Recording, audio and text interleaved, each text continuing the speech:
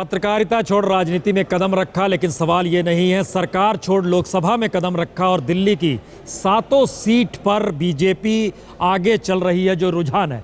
MJ Akbar साहब, लेकिन सवाल हम दलित वोट बैंक का कर रहे थे जिसमें बीजेपी के 84 कुल सीट है, 83 सीटों के रुझान है, बीजेपी के पक्ष में 46 सीट। क्या जो जातीय समीकरण मंडल कमीशन के बाद जिन परिस्थितियों ने पूरी हिंदी पट्टी में जन्म लिया, क्या डेवलपमेंट के मुद्दे ने या नरेंद्र मोदी के गवर्नेंस के स्टाइल ने उसमें भी सेंध लगा दी? बिल्कुल, मैं आपको बार बार कह रहा हूं कि 19वीं सदी और 20वीं सदी की जो पॉलिटिक्स है उसको आज आप दफना दीजिए। आज कोई एक अच्छा शमशान घाट पे ले जाके उसे आप ऊपर वाले के हवाले कर दीजिए।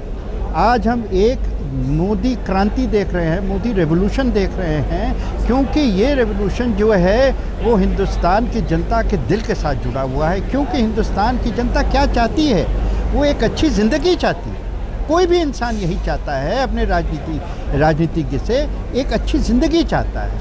आप जो है अच्छी ज़िंदगी के देने के बिना उसको इस चीज़ पे आप बहकाते हैं, कभी इमोशन पे बहकाते हैं, कभी झूठे वादों पे बहकाते हैं, कभी डेमोग्राफी पे बहकाते हैं, कभी भय। सबसे तो बड़ा जो मैं समझता हूँ जुल्म जो हो रहा है माइनॉरिटीज पे और वो भय। एक चीज का जवाब दीजिए एमजे अकबर साहब, एक चीज का जवाब दीजिए।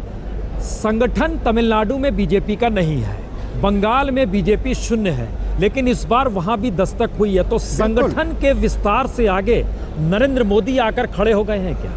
बिल्कुल, वो जो है देखिए, और लीडरशिप ये एक साथ चलने वाली है। कोई इंजन होता है और कोई संगठन होता है। तो जब बीजेपी के प्रयास कई वर्षों से, कई दशक से चल रही है, हर जगह आज समझते हैं कि बीजेपी के कार्यकर्ता केरल में 20 साल पहले, 30 साल पहले काम नहीं कर रहे थे। लेकिन पॉलिटिकल प्रोसेस जो है वो एक स्लो प्रोसेस है।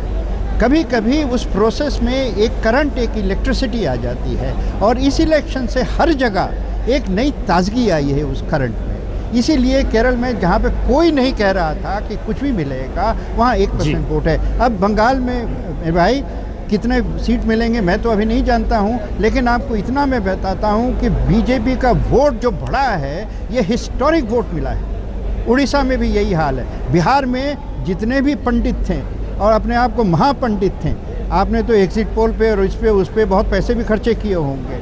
आप बिहार में देखिए, आपने हर जो ट्रेडिशनल मैथमेटिक्स है जिससे आप हमारे मुल्क को देख रहे थे, उस ट्रेडिशनल मैथमेटिक्स को भूल जाइए और जो मुद्दे मोदी जी ने उठाए हैं कैंपेन के साथ साथ, development, good governance, development, good governance, good governance for all, सबके लिए। कोई अब स्टेट की स्थिति में बढ़ते हैं। प्रकाश जावड़ेकर चूंकि मौजूद हैं अंजना के साथ। अंजना, हम स्क्रीन पे एक तस्वीर दिखा रहे हैं जिसमें महाराष्ट्र से प्रकाश जावड़ेकर चूंकि आते हैं और महाराष्ट्र में 18 सीटों का लाभ बीजेपी प्लस यानी बीजेपी शिवसेना को हुआ है और 18 सीटों का नुकसान कांग्रेस और एनसीपी को हुआ है।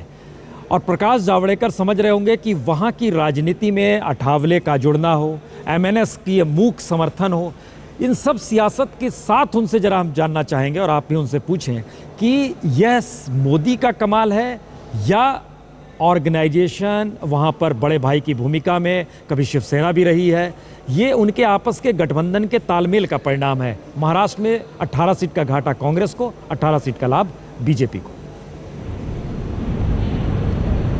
महाराष्ट्र पर भी बात करेंगे, लेकिन उससे प्रकाश जावड़ेकर जी बाहर ढोल बजा रहे थे, आप खूब जोश में और विक्ट्री साइन दिखा रहे थे। नहीं, जरूर है, क्योंकि देश की जनता जीती है। स्वराज्य पाया था जनता ने 47 में, लेकिन 2014 में स्वराज्य के लिए उन्होंने वोटिंग किया है।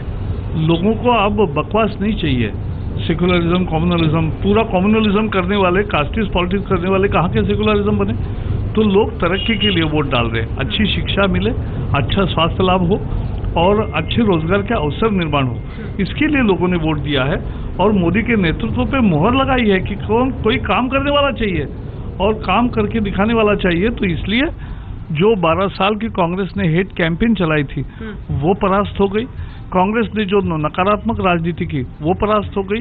कांग्रेस ने जो आम आदमी के नाम पर खिलवाड़ किया वो परास्त हो गई हाँ। और देश में जीते हैं आम सचमुच में लोग जीते हैं, हाँ। क्योंकि लोग ये पॉजिटिव मैंडेट इस बार दिया है, नेगेटिव नहीं है। महाराष्ट्र से चूंकि आप आते हैं, महाराष्ट्र में क्या जीता? एमएनएस का मूक तरीके से सामने आकर समर्थन देना, ठाकरे का जुड़ना, या फिर क्या, किस तरह से देख रहे हैं आप? 18 सीटों पर आप आगे बढ़ रहे हैं। महाराष्ट्र में 18 बीजेपी आगे बढ़ रही है, लेकिन शिवसेना 14 सीटों पर आगे बढ़ रही है। मिला के है ये? नहीं, ये गलत है। थोड़ा हमारा अच्छा स्कोर होगा वहाँ, और हमें विश्वास इसलिए है क्योंकि बहुत सारे लोग जुड़ गए। मनसे हमारे साथ नहीं था, मनसे ने अपने ओर से मोदी को समर्थन घोषित किया था, लेकिन हमारे गठबंधन का हिस्सा नहीं था, और इसलिए ये जबरदस्त लड़ाई हुई है और इसमें जनता की जीत हुई है।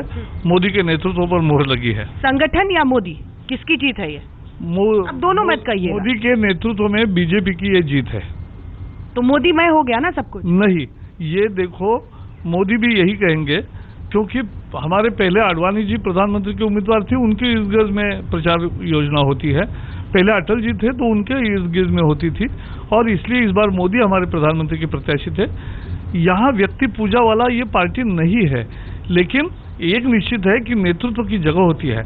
आज मोदी ने जिस तरह का नेतृत्व दिया, वो नेतृत्व ऐसा था कि जो संगठन के कंधों पर और देश को राह दिखाने वाला नेतृत्व साबित हुआ, और इसलिए लोगों ने वोट दिया है नरेंद्र मोदी को। तमिलनाडु और पश्चिम बंगाल जैसे राज्यों में तो संगठन नहीं है, तो वहां पर क्या लहर चली? वहां भी जिस तरह से ईस्ट में और पूरे साउथ में जिस तरह से इजाफा हुआ है, जैसे नए गठबंधन के साथी मिल गए हैं, तो यह निश्चित है कि हम बहुत कुछ आगे बढ़ेंगे। वो तो ऐतिहासिक अभी तक अगर जो ट्रेंड्स हैं प्रकाश जी उसको देखें, तो शायद इस तरह से दशकों के बाद हम देखेंगे एक पार्टी को बहुमत की तरफ बढ़ते हुए। इसके साथ जो एक जिम्मेदारी का बोझ होता है, वो भी बहुत बड़ा होगा। बिल्कुल बड़ा बोझ है, क्योंकि जनता का प्यार जब उमड़ता है तो इस तरह से उमड़ता है। लोगों ने बहुत विश्वास दिया है, तो हमारी सरकार मोदी के नेतृत्व में बहुत विनम्रता से लोगों को यह आश्वासन देगी कि भाई, आपने जो विश्वास दिया है उसको हम खरे उतरेंगे, उस पर खरे उतरेंगे और उसको निभाएंगे। अच्छे दिन आएंगे। सुषमा आडवाणी कैसे मानेंगे? सब मान रहे हैं, कोई ऐसा नहीं है। ये जो खबरें चलते हैं ना, वो आज से बंद होंगे। उन्होंने कहा कि मंत्रिमंडल में शामिल नहीं होंगी। अब इसमें खबरें चलने की कौन सी? ये मीडिया थोड़ी करा रही है। ऐसा उन्होंने कभी नहीं कहा, और इसलिए वो सब लोग, हमारे सभी नेता एकजुटता से, देखो, एक बीजेपी एकमात्र पार्टी है जहां कभी विभाजन नहीं हुआ है, और ऐसी पार्टी की विशेषता है, तो कोई विभाजन या कोई मतभेद इस तरह से नहीं होते। हमारे यहाँ कोई राय अलग हो सकती है, लेकिन मतभेद नहीं होते, और मनभेद तो बिल्कुल नहीं होते। जसवंत सिंह जी को निकाल दिया ना, मनभेद ही था वो, जो अब रास्ते से भटक गए। हमारे अध्यक्ष जी ने भी कहा कि उन्होंने ऐसा बगावत करके खड़ा नहीं रहना चाहिए, तो इसलिए वो जो हुआ वो उनकी तरफ से गलत हुआ, और निश्चित रूप से वो भी इतने बड़े जीत के वो भी भागीदार हकदार होते थे। ईमानदारी से बताइएगा, एक आखिरी सवाल, आपने भी सोचा था कि इतनी सीटें आएंगी? मतलब जब बीजेपी के नेताओं से भी हम लोगों की ऑफ द रिकॉर्ड बात होती थी, तो 320, 330 मुश्किल से कहते थे, बोलते थे अच्छा होगा। 280 मिलेंगे यही लोग कहते थे। 200 एनडीए ना, एनडीए करके 300 का आंकड़े को छुएंगे, लेकिन 280-90 रहेंगे, ये अपेक्षा थी।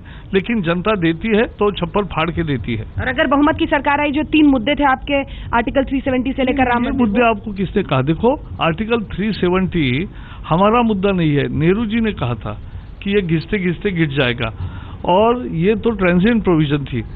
दूसरा, हम ये कह रहे हैं कि 370 से क्या फायदा हुआ, वो देखो तो सही, चर्चा तो करो। कुछ फायदा हुआ? गरीबों को आरक्षण नहीं मिला, वहाँ महिलाओं को आरक्षण नहीं मिला स्थानीय निकायों में, वहाँ पंचायतों को अधिकार नहीं मिले, वहाँ आरटीआई नहीं आया, 370 के कारण नहीं आया, तो क्या ये अच्छा है?